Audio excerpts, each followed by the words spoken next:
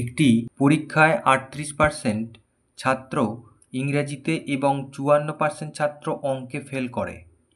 যদি উভয় বিষয়ে 30% ছাত্র ফেল করে তাহলে শতকরা কতজন উভয় বিষয়ে পাস করেছিল?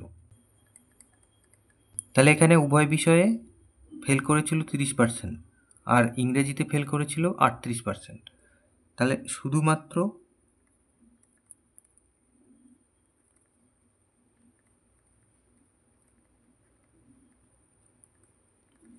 ইংরেজিতে ফেল করে।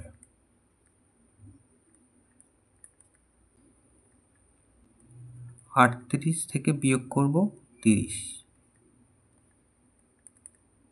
তার মানে 8% ছাত্র।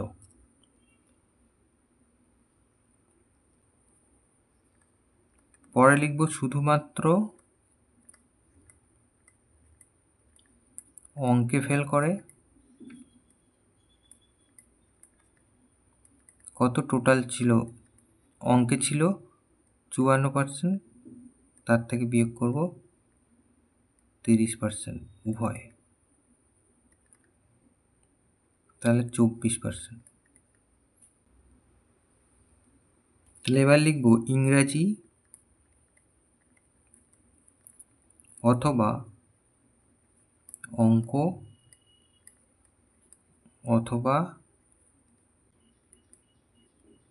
উভয় বিষয়ে ফেল করে কতজন? শুধুমাত্র ইংরেজি হচ্ছে 8, শুধুমাত্র অঙ্ক হচ্ছে 24 আর উভয় বিষয় ছিল 30%। 62%। তাহলে 62% যদি ফেল করে তাহলে পাস করেছিল কতজন? অতএব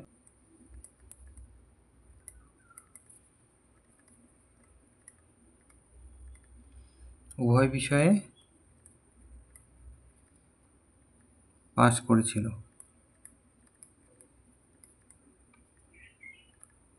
100 থেকে বিয়োগ করব 62, তার মানে 38%। তাহলে এটাই হচ্ছে উত্তর। তার মানে শতকরা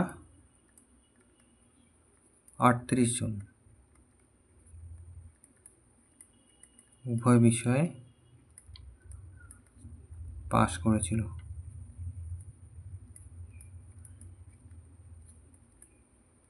এটা উত্তর।